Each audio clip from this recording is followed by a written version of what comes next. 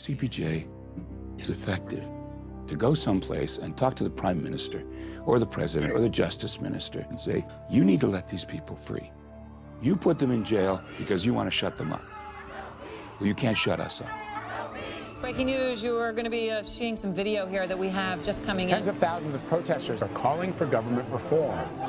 The growing crackdown in Europe and Italy, one of the deadliest days yet. They are already at 100% ICU capacity. Protesters have taken to the streets around the world to protest against racism and discrimination. As police crack down on the protests, journalists have also found themselves being targeted. Local as well as foreign journalists have often been in the thick of it. We're under attack. And being hit with batons and shields. Despite it being very clear that they are journalists. In recent weeks, being a journalist does not make you immune to being harassed by police. Abuses against the media are getting worse. Over the last week, they've arrested dozens of journalists. The costs of being a journalist add up when you're in countries that don't respect press freedom, and that's exactly where CPJ steps in. Freedom of the press is the foundation of every single right you have. We are not ending this fight. They're aiming their fire now. Even in the face of danger, journalists continue to place their lives on the line to bring the unheard stories from the darkest parts of the world. You could not have been more professional. You were doing your job by the book. I know they've been through a lot, and they are very strong, tough, fierce journalists. I can hear Gwen right now saying to each one of us, keep your head down, keep working. Now is not the time to grow weary. Good evening. My name is Anton Harber, speaking to you from the 17th Annual African Investigative Journalism Conference. We are based here at Wits University in Johannesburg, but the conference this year is run out of 5 African cities, Johannesburg, Dakar, Addis, Abuja, and Nairobi. The Carlos Cardoso lecture has been a feature of this conference for a number of years, in which an expression of solidarity with journalists under pressure across the continent. I want to introduce you to your facilitator tonight, Cheryl Thompson. Cheryl is a long-standing friend of this conference, having spoken and trained and taught here for a number of times. She is, with National Public Radio, Investigation's senior editor, and an investigative journalism of some note and experience having worked at newspapers like the Washington Post. So it's a great pleasure for me to hand over tonight to Cheryl. Thank you, Anton, and good evening, everybody. And again, welcome to the Carlos Cardoso Memorial Lecture, what I like to call the crown jewel of the African Investigative Journalism Conference. As Anton said, I'm Cheryl W. Thompson. I'm a senior editor and investigative correspondent at NPR, and I'd be remiss if I didn't say how much I've missed being in Johannesburg for the conference these last 2 years to talk about investigative journalism and its importance, and also to meet up with old friends and meet new ones. Hopefully, we can all gather in person next year. I want to thank the co-hosts for this evening, Wits University and Angela Quintal, and the Committee to Protect Journalists. As many of you know, tonight is a chance for us to remember and pay homage to Carlos Cardoso, a fearless journalist and public servant who wasn't afraid to call out the government for wrongdoing, and who pushed for and was crucial to the creation of an independent media in Mozambique. While his tireless efforts eventually paid off, it also cost him. 21 years ago, on November 22nd, 2000, Carlos was gunned down on the street while investigating corruption.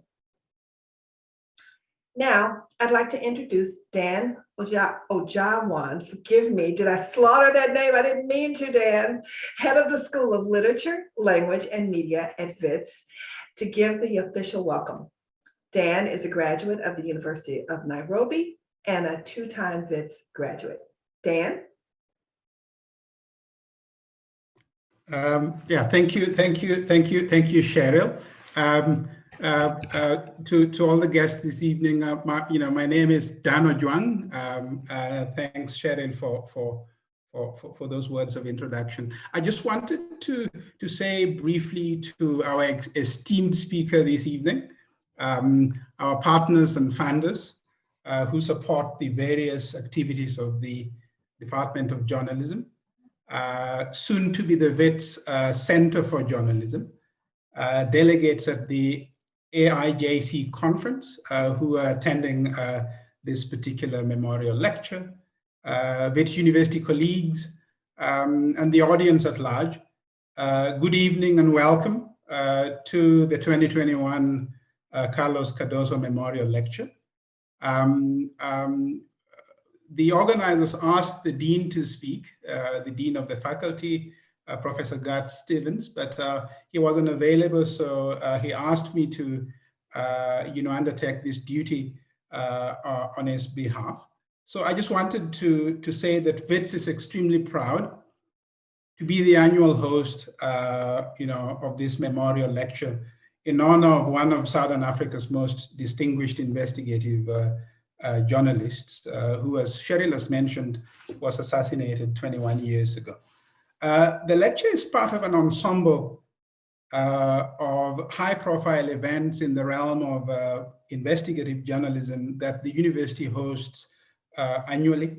There are a number of them. There's the Ruth First Lecture, there's the Taco Quip, Caper Investigative Journalism Awards, and so on. This year's event is, for the second time, particularly special because the organizing team have managed yet again to, organize it on a virtual platform. Although, from what I gather, there is a blend. There is a little bit of an on-site presence. So, well, let me say it's a blended event. I just wanted to not only, recognize the resilience of and the courage of the organizers who've managed to pull this, off, for a second time. But in congratulating them, I also wanted to acknowledge just the sheer resilience and the courage of the many investigative journalists across the world who do the kind of important work that this particular event, acknowledges. And of course, in speaking about this, I'm speaking about our speaker for this evening as well, who I shall not introduce. I suspect and trust that, the important work that our guest speaker, our lecturer for this evening has been doing will shine through, in this evening's lecture. I wanted also to say that whenever we hold the event, physically on our campuses, we go out of our way to be as hospitable as possible. This year, for the second time, we are faced with the riddle of trying to be hospitable in an electronic format. But I hope and trust that all of you will have an enjoyable and an informative evening. Thank you, Cheryl. Thank you, Dan. So much like Carlos Cardoso, Vanessa Tsehaye is no stranger to fighting for human rights, including the rights of embattled journalists. She was a teenager when she learned that her uncle, Seyoum Tsehaye, was arrested early one morning in 2001 at his home that he shared with his then pregnant wife and 2-year-old toddler in Eritrea. I knew I was going to mispronounce that, Eritrea. Seyoum was a television photojournalist and one of 10 journalists detained for demanding democracy in Eritrea. The government also shut down the free press, and Seyoum and others have remained in prison for the last 2 decades and have been denied a trial. Vanessa was born to Eritrean parents in Sweden and raised there. In 2013, while in high school, she started campaigning to gain her uncle's release.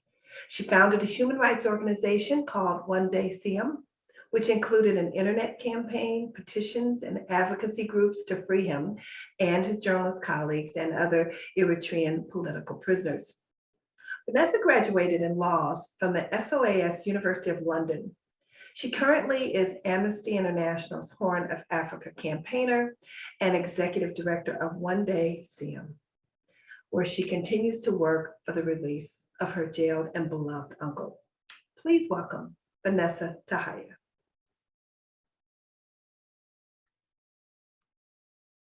Thank you very much for that warm welcome. Let me see if this is working. Thank you very much for having me. I'm going to go straight into the lecture, and I think that there'll be some questions at the end. 5 years ago, I was at a human rights conference in Miami.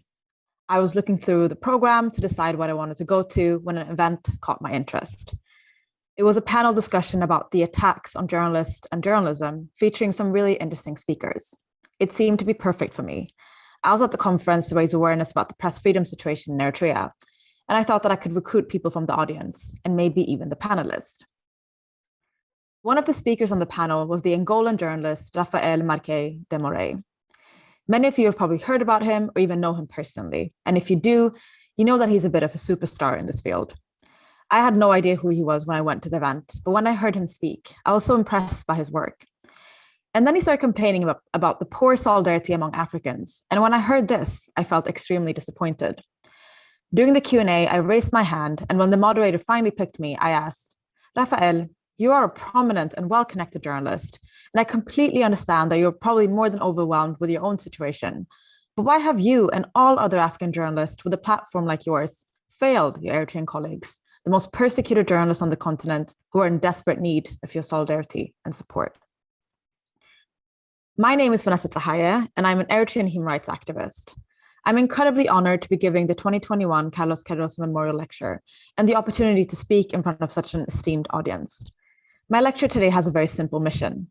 By the time I finish, I hope to have convinced as many of you as possible to support your Eritrean colleagues in prison or in exile in whatever way that you can. To do that, I will tell you my own story, my uncle's story, and my beloved country's story. My parents left Eritrea in the late 80s when the country was in the midst of an independence war. And they ended up in Northern Europe, Sweden to be precise, where I was born and raised. This was obviously very far away from Eritrea, where my mom's almost entire family still was. And as a young child, my mom would tell me stories about her home and her siblings. It was her way of bridging the physical distance between us. She had this one game where I would list the names of her siblings and tell her about them, who they were married to, what their children were called, what they did for a living, etc. And I loved it. But one day when I was 5 years old, my mom told me that one of her brothers, who I always talked about in our game, had been imprisoned. I was obviously very young and did not understand the full circumstances of the situation. All I knew was that my mom had told me that my uncle had been taken to a prison, even though he had not done anything wrong. And my basic understanding of prisons and justice was that only people who did bad things went to prison. And if my mom had said that he did not do anything wrong, then that was really, really unfair. This made me furious. I went to school and told all my friends, and our parents caught us fundraising on the schoolyard one day with the intent to buy a plane ticket to go and pick up my uncle from prison. And with age, this anger just grew. I finally got to meet my cousins when I was 7. And when we got much closer, when they moved to Europe, I started getting more and more angry. And I just could never understand that their father had been in prison without doing anything wrong, and that no one was doing anything to free him. But with age, my understanding of the circumstances regarding his disappearance and arrest also grew. My uncle's name is Seyoum Tsehaye, and I learned that he was no ordinary man. Seyoum was a photographer and a journalist who was widely known and loved in Eritrea, and his work was internationally recognized and celebrated. He was born in 1952, the same year that the United Nations established a federation between Ethiopia and Eritrea. Prior to this, Eritrea had been an Italian colony, and when Italy lost their colonies following the Second World War, it became a British protectorate.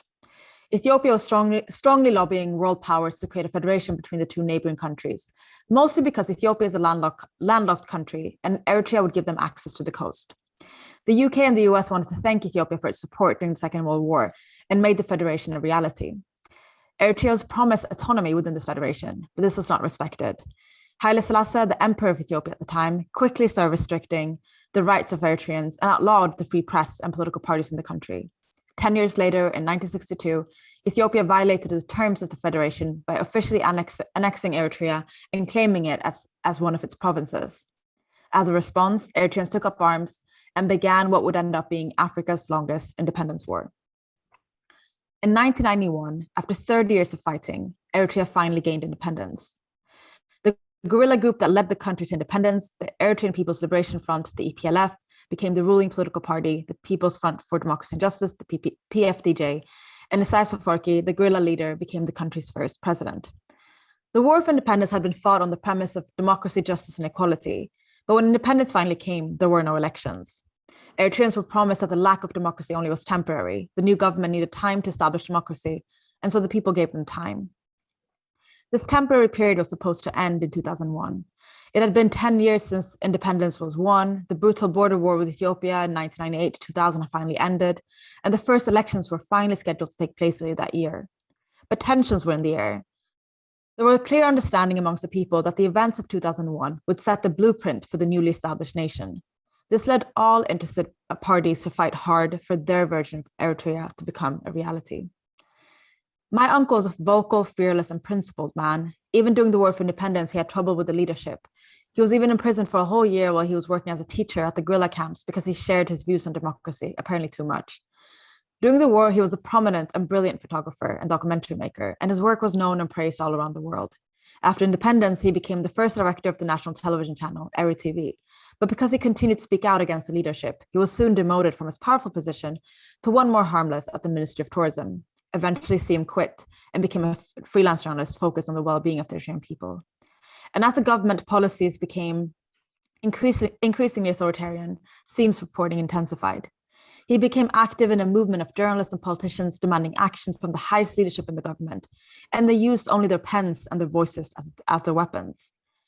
When the students protesting new policies that violated the human rights in April 2001 were shut down by police, detained, and even killed in detention, Seyoum wrote that the leaders of the future are being killed by the leaders of today.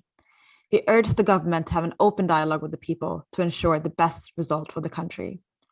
At the same time, a group of 15 politicians and high-ranking military personnel published an open letter to President Isaias Afwerki, criticizing the fact that no election preparations were being made. They called his regime illegal and unconstitutional. They were warned by the president not to continue, but they did, and they did so loudly. The government officials started speaking to local and international media, and the issue continued to grow. And then on the 18th of September 2001, with the whole world's attention riveted on New York and the terrorist attacks that happened only a week earlier, the Eritrean government quietly shut down all independent media. In the days that followed, 10 journalists, including my uncle, and 11 politicians who all had been involved in the public outcry for democracy were taken from their homes and put in prison. Until this day, no one has been charged, prosecuted, or been given an official reason for their imprisonment. Until this day, the only information we have about their conditions and whereabouts come from prison guards who have fled the prisons. They have said that the prisoners are held in a maximum security prison in the middle of the desert where it's burning hot during the day and freezing cold during the night, with their hands and legs tied 24 hours a day like this. Until this day, no one has been allowed to visit these prisoners, and not one of them has been released. Since then, Eritrea has been governed without a constitution, parliament, and any elections. And since then, it's turned into the most censored country in the entire world, according to CPJ's estimations. It is the only country in Africa without any independent media, any at all. There's barely any access to the internet. Only 2% of households have access, and even then, it is heavily surveilled by the government. There's no civic society space whatsoever. Even the only university in the country was shut down. And there's not a single person in the country that criticizes the government in public. Any sign of opposition is met with intimidation, imprisonment, or death. And this intimidation reaches all the way to diaspora. When my uncle was warned about the risks of his work, he always replied, "If we don't give them a voice, no one will." And he was right. Imprisoning my uncle and his colleagues was a part of a wider plan by the Eritrean president to gain ultimate control over the Eritrean people. A shutdown of an independent media is a shutdown of democracy as a whole. And that is why that week in September 2001, when the free press was shut down, is now known as the week Eritrea officially became a dictatorship. By silencing the people who already were speaking up against their crimes, by shutting down institutions that would encourage dialogue and debate, by creating an environment where the price to speak up is your life, the Eritrean government has become free to do whatever it wants without anyone challenging them. And 20 years later, the results are absolutely devastating. All capable Eritreans, male and female, have to serve in the country's mandatory military training and national service program, where they work in different sectors for very little pay under terrible circumstances that the UN has likened to slavery. The UN has also found that discrimination and violence against women in these military training camps and in the national service program is to such a degree that it constitutes sexual slavery and torture. There's no freedom of religion, freedom of association, freedom of expression, freedom of press, freedom of movement, the list goes on. You're literally not allowed to leave the country or travel without getting permission from the government, which is almost impossible to obtain because the government wants you to stay in the country and work in the national service.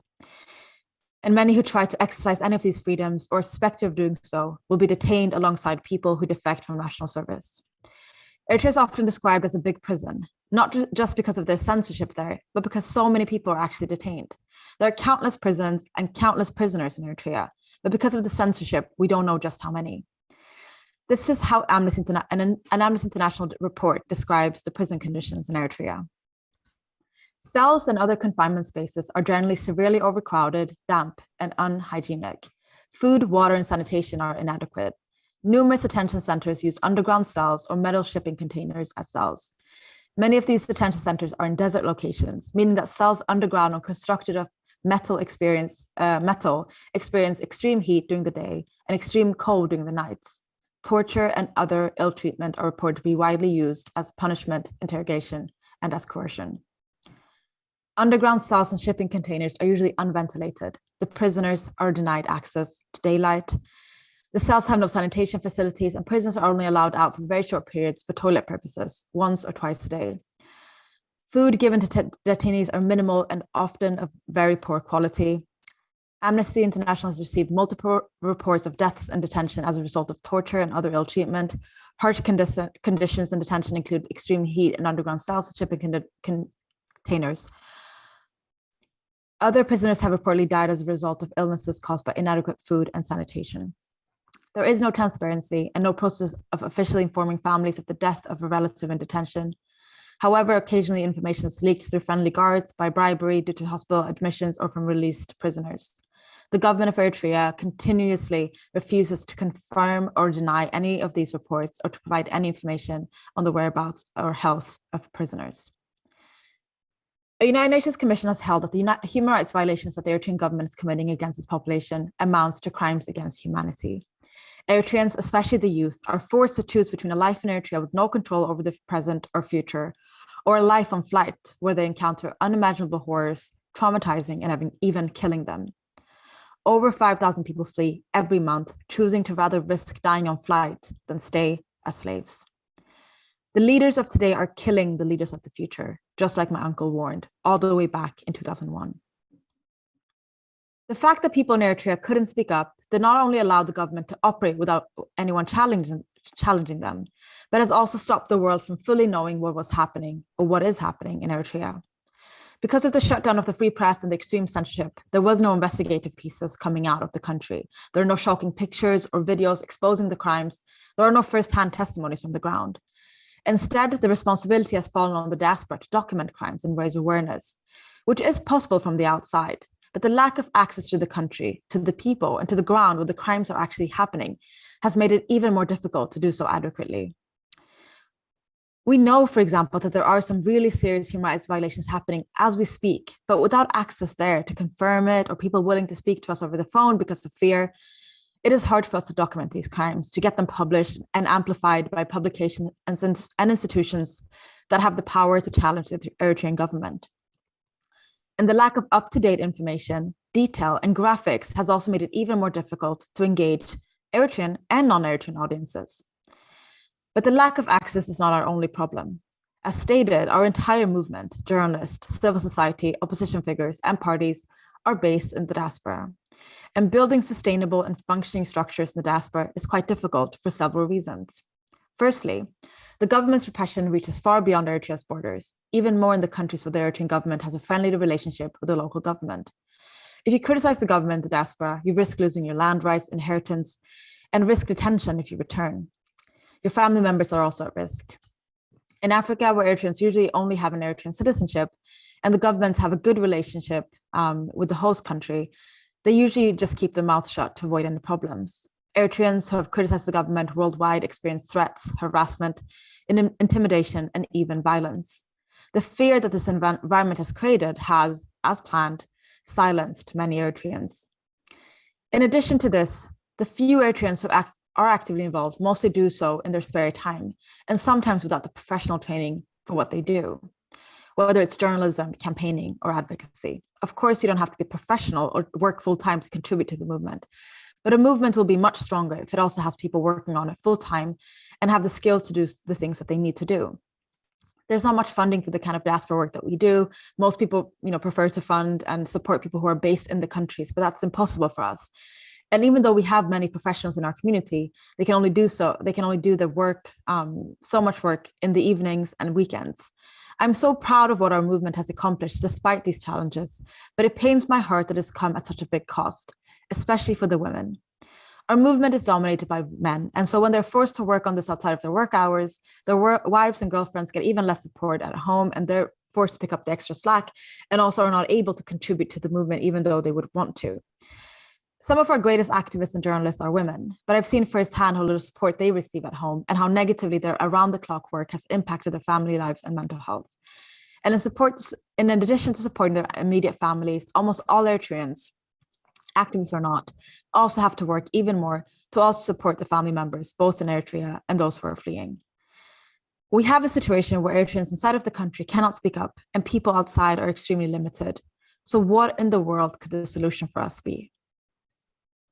When I started high school, I decided that it was time for me to try to find out. For a long time, I had complained about the silence around my uncle in Eritrea, and then I realized that I was a part of the problem. I was 16 years old. I was old enough to take on the responsibility. And for 3 years, I'd been very active in my local amnesty group, which meant that I had some campaigning skills. I also lived in a country where the tools to protest and speak up were at my disposal. I was safe. I was far away from Eritrea. I had no excuse to remain silent. At the time, I analyzed the situation and I saw what the problem was. There wasn't enough pressure on Eritrea. And this was coming from both inside for the reasons I stated and from outside for the other reasons that I stated. Outside, lack of pressure was not just from Eritreans, but from individuals overall, from institutions, and from states. The movement on the outside, as I discussed, wasn't strong enough. And that's when I decided to focus on the two groups who were not being targeted at all, but if mobilized properly, could be incredibly useful in our fight. The first group was diaspora-born Eritreans like myself, and the second group was non-Eritreans like you. There are so many Eritreans like myself, born and raised in the diaspora with passion, skills, and connections who could do wonders for a movement if put to use correctly. The reason they hadn't been mobilized before was because our movement focused on the old generation, my parents' generation. And most of the work and meetings were conducted in our local languages and in ways and on platforms that my generation did not resonate with. We were not going to come to a 7-hour political meeting on a Saturday and then on a Sunday, or read long articles, detailed articles about the movement from 100 of years ago. We needed to be spoken to and mobilized in a different way. And at the same time, I thought that there must be countless non-Eritreans who, if informed and mobilized, also could do wonders for a movement and increase pressure on the Eritrean government to change and on their governments to step up their engagement on this critical situation. I decided to start a human rights organization, and I named it One Day Seyoum, after my beloved uncle, to continue his mission to inform the public about the situation in Eritrea and to mobilize people to demand change. Our goal was to make it as easy as possible for people to get involved. So we focused both on creating informative resources such as videos, articles, magazines, events, social media content, and on creating a platform, an advocacy platform, where we collectively campaigned on issues and helped members and our online followers make it as easy as possible for them to get involved, both in our campaigns and to directly support Eritreans in need, either in the country or who had fled the crisis. When I started One Day Seyoum, I also took my first step to becoming a journalist, a filmmaker, an organizer, and a campaigner. And since I've done quite a lot of work in all those areas, both at One Day Seyoum and elsewhere. I've written many pieces and also worked as a producer for Al Jazeera. I went to law school and now work as the Horn of Africa campaigner at Amnesty International. I never saw the contradiction in using communications, journalism, and the law, and advocacy, and politics to campaign. because we had to use as many campaigning and mobilization tools as we can think of, and I loved doing all of them. And even though we have a long, long way to go, our movement has grown massively in the past 8 years. We've successfully targeted and involved countless diaspora-born Eritreans and changed the nature of the movement completely. But when it comes to non-Eritreans, we haven't made as much progress. There's still very little pressure from non-Eritreans and foreign states on Eritrea. And the pressure that does exist mostly comes from the West. After I called out Raphael, we spoke for a long time. Just a few weeks later, he published a letter to Seyoum in the Mail and Guardian, where he wrote, "Recently, at an Amnesty International meeting, I spoke of the poor solidarity among Africans fighting for rights. Your niece, Vanessa, was in the audience. She challenged me to express my solidarity and to join the campaign for your freedom. I was ashamed that she had to ask. Here in Africa, most of the time, we're so bogged down by our own troubles that we hardly have time to notice how much weaker we are for not standing together." Dear colleagues, ladies and gentlemen who are listening and watching, I really do not intend to make anyone feel shame or guilt. But the disappointment I felt when I listened to Raphael speak was not really directed to him personally. He was not responsible for my uncle's detention, the human rights crisis, or Africa's silence on these issues. But when I sat in the audience, none of that mattered. I'd only been involved in the movement for a few years then, but I was already tired of the difficult work, tired of knowing how bad the situation was, tired of how difficult the Eritrean government had made it for us, tired of the harassment, and tired of knowing that despite how bad the situation was, we were receiving so little support from the outside world, including from our own sisters and brothers in Africa. But as Raphael rightfully said, in Africa, most journalists and activists are too overwhelmed with their own issues to have time to both learn about our neighboring countries and figure out how we can support. I started One Day Seyoum to make it as easy as possible for people to learn about the situation and how to get involved. And that is what I intend to do and continue to do for Africa as well. And I think the first step to doing so is engaging African journalists. I don't have to tell you twice how important journalism is and what a powerful tool it is. There's a reason why authoritarian crackdown started on September 18, 2001, started with the government shutting down the free press the first thing in the morning. Once that was gone, they could go ahead with arrest and everything else that followed. And so today, I plead to all African journalists listening to use your voices, pens, and platforms to fight for Eritrean colleagues, and until they're free, continue their work to expose the truth to the public. When Raphael gave the 2014 Cardoso Memorial Lecture, he mentioned that when he was jailed in Angola in 1991 for calling the president a dictator and corrupt, Cardoso was instrumental in mobilizing lawyers, journalists, and concerned Mozambicans to lend their support to him. Today, Raphael and I are great friends, and the same way Carlos has supported him when he was detained, he has been mobilizing people to support his colleagues in Eritrea too. I hope Cardoso's memory not only can inspire us to be more brave, to challenge people in power at home, but also to do what we can to support our sisters and brothers when they are in need in our continent. By exposing the truth and raising awareness, you can help get more people in Africa involved, which will increase pressure on the Eritrean government. I believe that if Africa truly steps up, we have a real shot at challenging the Eritrean government for the human rights atrocities. As a first step, I recommend that you all get a copy of One Day Seyoum's 2001 magazine. Our inaugural issue features pieces from leading Eritrean writers, artists, and activists, as well as allies to our cause, who have all created work around the theme, the past, present, and future of Eritrea, and is a great resource for anyone who wants to get involved in our movement. But in addition to the change your support and solidarity could create, I also want you to think about your Eritrean colleagues as individuals and not just as professionals, and to think about the impact your solidarity and support could have on a personal level. When I was in high school, two Swedish journalists were imprisoned in Ethiopia, and the entire country was engaged in the fight to free them. When they were released, they said that what kept them alive more than any visits or food and books that they were given was hearing about all the support and knowing that they were not forgotten. I urge you to think about the Eritrean colleagues as if it was your friend or even yourself. Think about their loved ones as if they were your loved ones. What kind of support would you have wanted if you had been detained without charge, without trial, and without any access to the outside world for 20 years? What kind of solidarity do you think your loved ones would have needed to even start to mitigate the overwhelming feeling of loss, longing, sadness, and fear? I am immensely proud to be the niece of such a brave and principled man like Seyoum Tsehaye. I am constantly approached by people who knew him or knew about him from his work, and they all speak about him with such admiration and love. It always reminds me of why the Eritrean government must have seen him as such a threat. Reporter Without Border writes, citing one source, that Seyoum was transferred to Ida, a maximum security prison in the middle of the desert, in about 2003. They describe an incident where he was being beaten by guards a year or two after arriving in the camp. Very agitated, with his head shaved and a long beard, he rebelled several times against the guards in charge of him, refusing the prison food and repeating, "I did my duty. It is my responsibility. I don't care if I die here." It is clear for anyone who knew Seyoum before he was imprisoned that he believes in his mission more than anything, and that he has no intention to ever give up his fight. Neither do I and all the people he has inspired, and I urge you all to join us in whatever way that you can. Thank you. Thank you very much. We have time for questions. I can start. I have a few questions for you, Vanessa. Thank you so much for that lecture. Very, very inspiring, really informative. One of the questions I have for you is, you said, you know, your uncle's been detained for 20 years. Has he had any outside contact? Have you learned anything about where he is, his condition, since the earlier article? Thank you for that question. So there's been no official information about the conditions or the whereabouts about my uncle or any of the other 20 people who were detained in 2001. The information that we have are from prison guards. So we know that in the first kind of months, they were held in Asmara, and that we actually know because we knew where they were taken. So the family members knew where they were being held. They couldn't visit them, but they could kind of go to the prison and knew that they were there.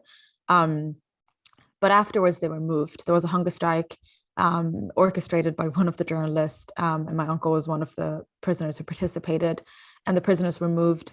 And since then, there hasn't been any even kind of, you know, the information that has come out has only been from the prison guards, and it's been kind of one-on-one. So the source that I cited at the end that Reporter Without Borders had written about is one source, and people have, you know, listened to it, have documented it, but it's one, you know, source in 20 years. And this was from 2008. So we don't know anything about what has happened since. So what we were told was that they were moved in 2003.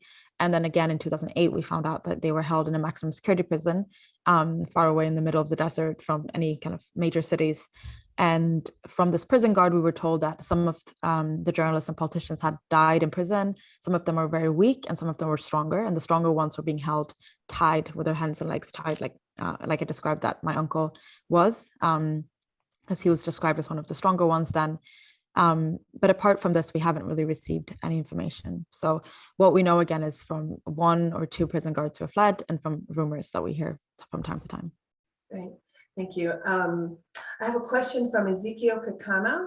And the question is it about time that we have a new organization made up of investigative journalists and human rights lawyers in the content that will specifically look at the issue of protection of journalists against abuse from government and politicians, because the current ones have clearly failed? Yeah, I think there's definitely a need for some kind of collective, you know, whether it's a new organization or a collaborative kind of effort between journalists and professionals. I think I didn't fully kind of suggest my plan, but I definitely see a need to collaborate more and work together. And I speak about Eritrea because it's, as an Eritrean, that's my mission. And as I explained, we can't expect everyone to be involved with every single issue happening across the continent. So as an Eritrean, I want to speak about, and I want to engage people in what's happening in my country, and expect people from other countries to do the same and convince others like myself to show solidarity and support. So I think there's a need for that, some kind of platform where we can do that and we can reach out to each other for support when we need to. I mean, I've seen CPJ, Reporter Without Borders, Amnesty International, Human Rights Watch. They have all been campaigning and documenting the crimes against journalists in Eritrea since the very beginning. Not just journalists, but human rights crimes in general. But I remember when I first started One Day Seyoum, I tried to look up all the records, and I remember reading CPJ's and Amnesty's kind of urgent actions that they put out when things are happening across the world. And those kind of things are instrumental. Of course, they help set for the record and they help apply pressure, but we need more. These organizations, I mean, me included now working for Amnesty, I see how limited we are. We cover a lot of countries, a lot of issues, and we need more targeted I think, action around these things. And that's why it falls a lot of times on the communities. In our case, the community is limited because of all the reasons I mentioned, both in the country and outside. And that's when we need more support. I do believe that there's been failings. I don't think that organizations have failed completely. But in the Eritrean case, I definitely see that so much work could have been done so much better and much stronger. But I think the missing piece in our case was lack of solidarity and lack of support from other countries where that support could have come from when we were limited ourselves. And of course, international organizations can only do so much because of their own limitations and their own politics. So that's a whole different conversation. But I definitely think that there's a need for more collaboration amongst African journalists and activists and professionals to support each other when we need it. So I think that's a great idea if someone's suggesting that we start that. Thank you. And now we're going to take a question from Johannesburg. Hi, Vanessa. My name's Ayanda. And I'm not sure if you maybe might have touched on this in general terms, but I was wondering what progress would you say you have been able to make towards your ultimate goal, and what kind of actionable items do you have kind of set out for, the short term? Thank you so much. Well, I think, again, when I started out, it was very, again, I was a bit young and I was very naive. So I was like, oh, we want to unite the world for Eritrea. But I still think that's like what we actually wanted to do genuinely. And that's what we continue to want to do. And when I say world, again, I kind of split it up between Eritreans like myself, who are born and raised outside of the country in the diaspora, and who have the privilege to be able to speak without really risking any of our rights, because we don't have property rights in Eritrea. We don't have inheritance in Eritrea. We don't have, we have, citizenships of other countries that can protect us. So that was a massive goal for me. And that's kind of what I focused on the most. And then also to mobilize non-Eritreans. So again, people in Africa, people in the West, to really apply pressure on Eritrea, because I want to mobilize diaspora-born Eritreans because we have a natural connection to Eritrea. We are the easiest to mobilize because I always say that we have a duty to get involved. We are privileged. We're lucky to have been born outside of the country, not because there's anything wrong with being born in Eritrea, but because of the reality that Eritreans who live in Eritrea, born in Eritrea, have to go through, and everything they risk to come here. So for me, that was a very natural kind of focus. And in that end, we've gone from, I was always seen as this child. I think for a long time people saw me as a child, and even though I'm 25, a lot of Eritreans still see me as this child, but I was the only one. So I would jump around at conferences, I would do speeches online, we would publish content, and when the scene was very small in the beginning, we would have very few members, and those we did have, a lot of them did not want to be public. And now we have a massive kind of movement of Eritreans from across the world, diaspora-born, people who have fled and have kind of settled and are also kind of getting involved. And One Day Seyoum has been the place that either mobilized them, so either informed them about what was happening fully, or provided a platform for them to get involved. And from there, a lot of them have moved on to start their own things, to start their own initiatives, and to fill in other blanks that they could see in the movement. But essentially, we have been able to both inform and mobilize a majority of the young people who are a part of the Eritrean movement now. And that really took that really changed in 2018. And that was because the Eritrean government's excuse for kind of the repression, which was rooted in their conflicts with Ethiopia, ended with the peace deal, which is a different conversation. But that was like a large part of what increased our membership and our engagement. So we've been able to campaign a lot in the past years around very many different issues, which was a large part of our kind of mission, was to get people informed and mobilized. And we have a long way to go. Absolutely. We're still a volunteer-based organization. All of us are volunteering our time, which makes it very difficult to do this fully. But we will continue to do our best. We will continue to figure out resources in our community to do this work more sustainably. But so far, our biggest success has been the amount of people we've been able to inform and mobilize. And Eritrea is a very tricky country. It's, we can never write a report saying, oh, in 2021, we might manage to release X amount of journalists, because again, the journalists are not going to get released. And we weren't able to say we were able to inform this many people in Eritrea, because it's really hard to reach Eritrea. And so our focus is in diaspora. But we are building, and this has always been a part of the mission, a strong diaspora who can support people at home. So similarly to Sudan, when the people were protesting in Sudan, and journalists in Sudan were documenting, and then they were shut down, and they were attacked, and their internet was cut off. Journalists, activists, and people in the diaspora, the Sudanese diaspora, supported them with their incredible advocacy, with their incredible journalism, and that's what we want to be able to do. So we're here preparing for the time when we can, support what will happen at home, and until then, do what we can to be as strong and powerful as possible, and engage as many people, institutions, and states to join us to create a much stronger support for the people at home. So I guess that I would say that's what we've accomplished, and in the coming years, our goal, and I guess short term in the coming 2 years, our goal is to make this institution stronger. I kind of complained earlier about the fact that it is hard to have these sustainable structures in our community because a lot of it is done in our spare time and with a lot of expertise and professional training. And so a big focus of One Day Seyoum is to create a strong structure in itself. And a focus of my own, now that I'm at Amnesty International, is to use that platform to train and to work with civil society, Eritrean civil society, to make sure that we have those strong structures that other countries have, other countries that I work on as well have. And I see that lack of structures in our community and how devastating that is for our movement and for our work. So those are two different kind of goals that we have. Thank you. And we have another question from Johannesburg. Hi, Vanessa. You're speaking to Notula. I actually wanted to find out about the funding element of your campaign, and as well as the magazine itself. How did you get funding?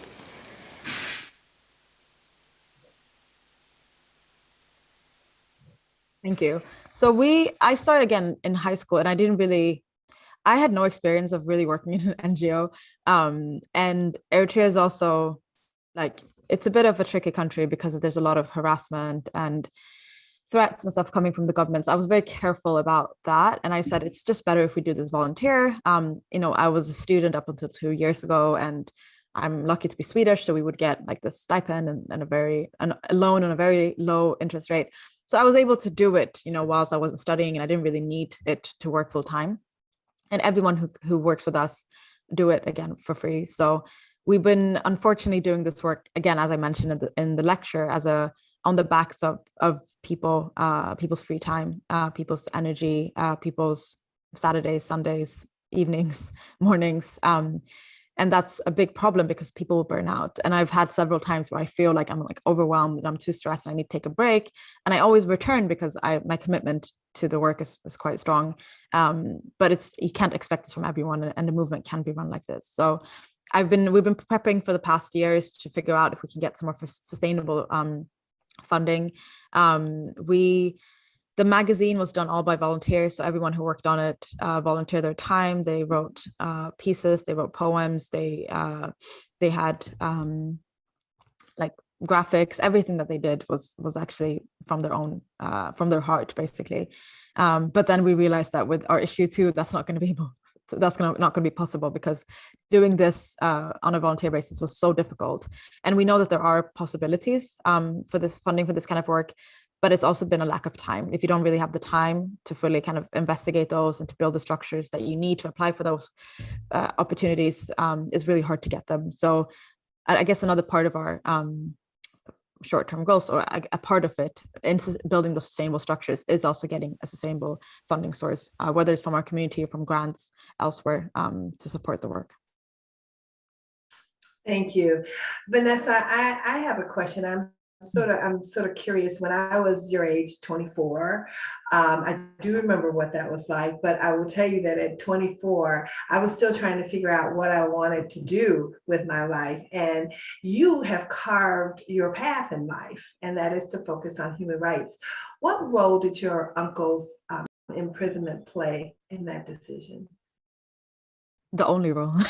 He was, I grew up hearing his story, as I said, and for me, it was like that feeling that I got every time I spoke about him to other people, every time people told me about him. It was just like this fire inside of me. I would just get so angry and so frustrated, and I feel it all the time when I read about issues happening in the world. And I've campaigned on other issues in the past. When I was in high school and I was at university, fundraised for a lot of different causes, and I only do it when I feel that like fire. But the first time I ever felt it was because of my uncle. And I think I was able to identify that this is something that I clearly felt strongly about, and also not just to feel, but then to also want to do something. And obviously my example from my school was like, you know, a cute one when I was like, oh, we were collecting money to get a plane ticket. But it was also that, I think for me, that early on to figure out that, okay, I care about these issues a lot. Like it really impacts me, but I also want to do something, even though it sounds ridiculous. We want to go and get him out from prison. Like that was my first thought. That's what I told my friends. That's what they told their parents when they came to pick us up. And that's how the story has like traveled on. And that's how I found out about it, because I don't remember. I was too young to even remember.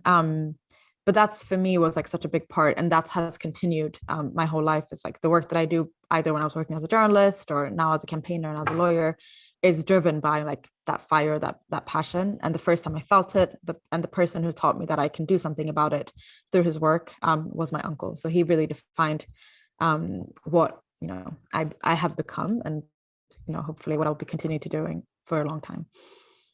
Thank you. I'm going to kick it back to Johannesburg for another question. Hi, Vanessa. My name's Tessa, and I work for a company called the Digital Forensic Research Lab, and I research disinformation and digital propaganda. So I started looking into online narratives around Ethiopia and Eritrea when conflict broke out last year. And I actually wanted to ask you your thoughts on diaspora communities that started spreading information and disinformation, particularly in light of a lack of information in the region in the start of the conflict, and if there's anything that we can do to sort of combat that disinformation, and if you've noticed if there's sort of like an organized community, a diaspora community that seem to be supportive of the Eritrean regime, that have been putting out pro-Eritrean information online. And I think they're primarily using Twitter. So I just wanted to get your insights on that. Thank you. Thank you for your question. So yeah, I actually joined Amnesty like 2 weeks after the conflict in Tigray started, which was, it was a very unique experience, I think. And I've been heavily exposed to these kind of different communities. And I think the conflict in Tigray is a good example only because Eritrean pro-government supporters, Ethiopian pro-government supporters, and Tigrayans in the diaspora have all been involved in this. So even though this is not an Eritrean conflict per se, because it's not happening in Eritrea, the people that are like a part of the Eritrean community who support the Eritrean government have been involved, heavily involved.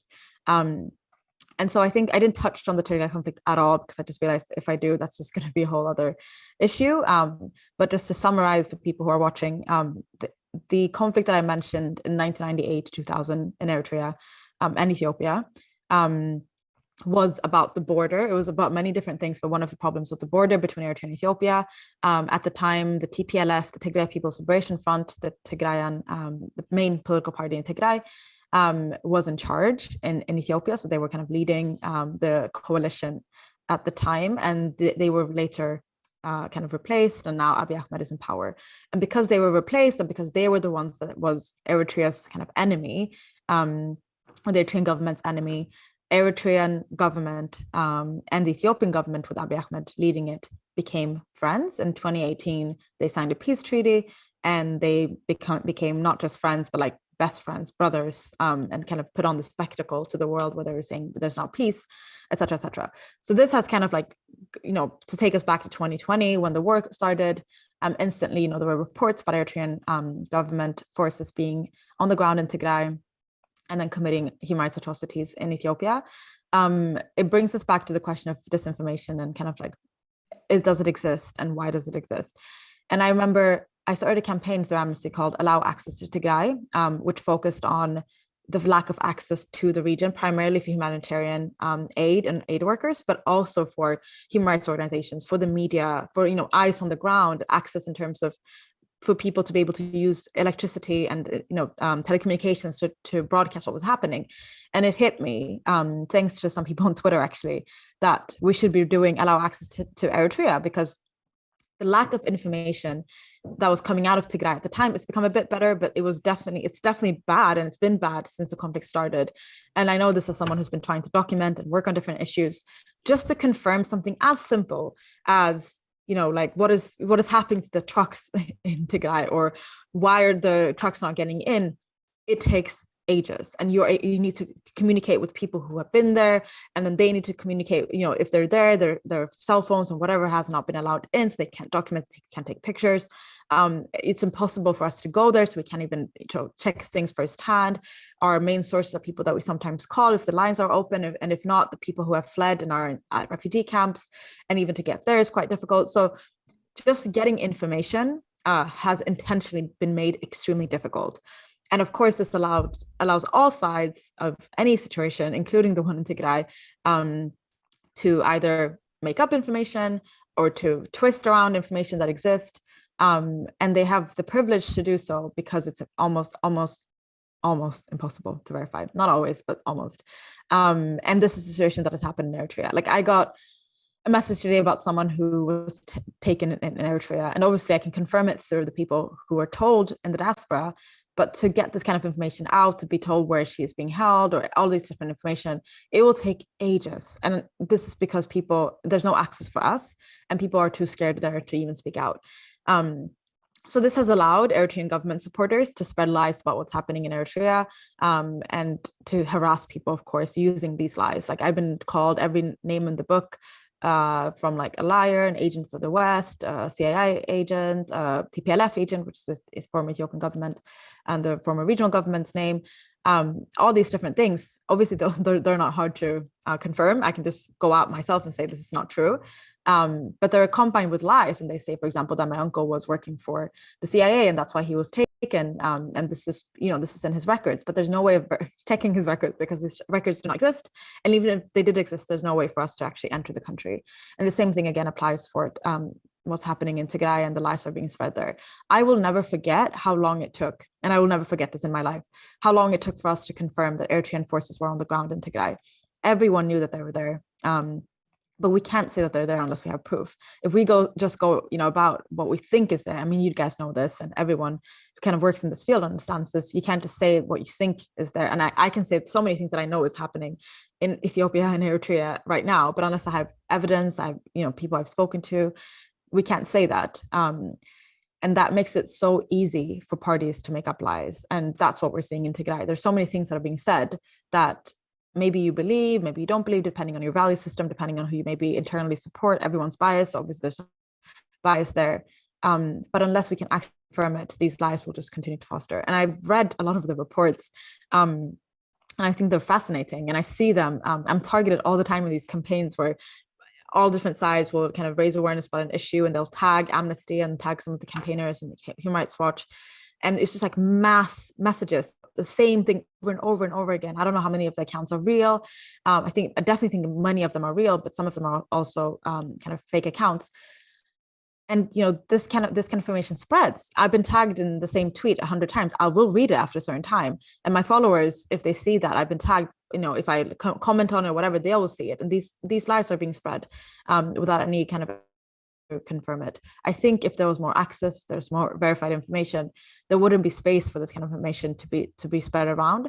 But the lack of access, the censorship, and the shutdown of telecommunications, electricity, etc., in Tigray and in Eritrea for the past 20 years, and in Tigray for the past year, has made it much more easy for these lies to spread. So yes, I definitely think it exists. You probably know more about the details about it because I haven't done research. Mine is more like my interpretation of following it quite closely on social media. So there's no I haven't done any kind of research on it in that way, but I definitely see it.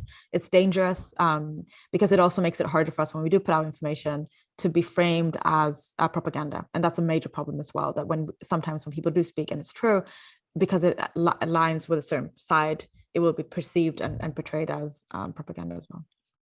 Thank you. We have time for one quick final question from the audience, and this is from Trisha G. You share some very personal experiences. How do you deal with work emotionally? That's a good question.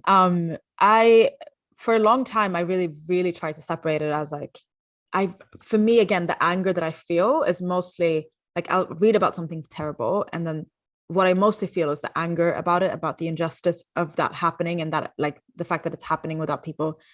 I don't always just work on issues that no one's working on, but I think I usually feel like when I feel like an issue is being overlooked, or when I feel like people are not doing enough on a certain issue, like I do with what's happening in Eritrea, like I do with what's happening in Tigray, what I do with the victims of attacks in Somalia that I also cover, and when I used to fundraise for different issues, it was usually issues that I was like, why is no one doing anything? Like that was, if I had a tagline, it would be like, why is no one doing anything, or why is people not doing enough about this issue?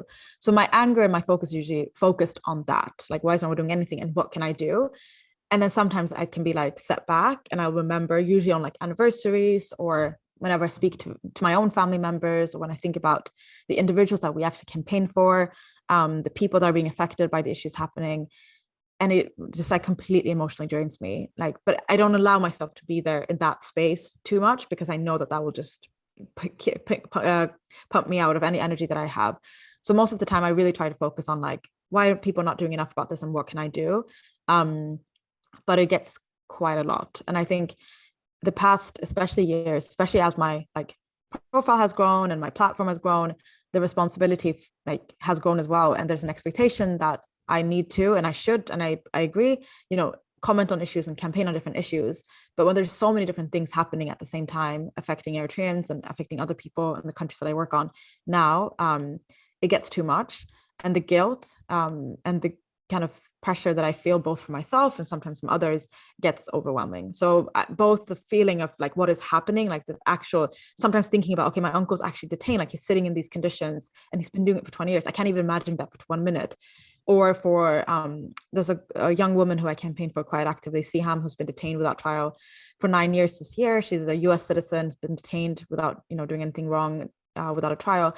And I'll think about her quite a lot because we're the same age. And I think about her all the time, and that really drains me. But what drains me sometimes more is the guilt. If I feel like I'm not doing enough, or if I feel like I haven't, done everything that I can on a specific issue, then I feel so guilty and so useless and all these different things. And it comes from myself, it comes sometimes from within the movement, but it also comes from like I call them haters, so like people who support the Eritrean government, and they'll be like, what have you been doing? Have you been, like, you're not even doing enough? And obviously they're trying to like be mean to me, but that is also my greatest fear. And when they kind of repeat that, and when they say that a lot, that makes me really upset. So I guess those are the two biggest things, the like harsh realities of the people that I campaign on behalf of, and the feeling of not doing enough. And I guess when you have a movement like ours, when people are doing as much as they can, but they're not able to do as much because of the limited resources and the fact that we're not that many, the responsibility becomes more for the people who are trying to do what they can. And that is quite too much, I think. Thank you. Vanessa Tsehaye, thank you so much for sharing your story and shedding light on the injustices faced by journalists and others around the world. And I'm sure that we will all continue to follow your story. Thank you again. Thank you so much. Anton? Thank you very much, Vanessa, for delivery of a very strong and important and powerful message. Tonight, you do honor to the memory of Carlos Cardoso. Cheryl and Dan, thank you very much for your role in this evening's events. We really do appreciate it. I want to tell you that this conference, including tonight, has just broken through 500 registrations, which makes it our biggest ever. So we're very pleased that we have, I don't know how many investigative journalists there are in Africa, but we have 500 registrations. It's wonderful. I want to do a quick thank you. I've thanked our speakers tonight. I want to say a quick thank you to those who give us their support. First of all, our partners in the 4 other cities that I have mentioned, the Fojo Media Institute and IMS for their support in Addis, PTCIJ, the Premium Times Center for Investigative Journalism, for their role in the Abuja arm of our conference, and Code for Africa for their work in both Nairobi and Dakar. That makes this quite an extraordinary 5-city event, so thank you. Also a big thanks to the support we've had from Absa Bank, from SCOOP, the Norwegian Investigative Journalists Organization, from Deutsche Welle, the German news service, from CEDA, from the Konrad Adenauer Stiftung, Open Society Foundations, and Bill and Melinda Gates Foundation. Thank you very much. It's been an extraordinary evening. Great to learn more about Eritrea and the situation there. And we have a full day tomorrow of events and then training Thursday and Friday. So if you're new to the conference, please check our program. It's really packed for another 3 days. Thank you very much and good evening.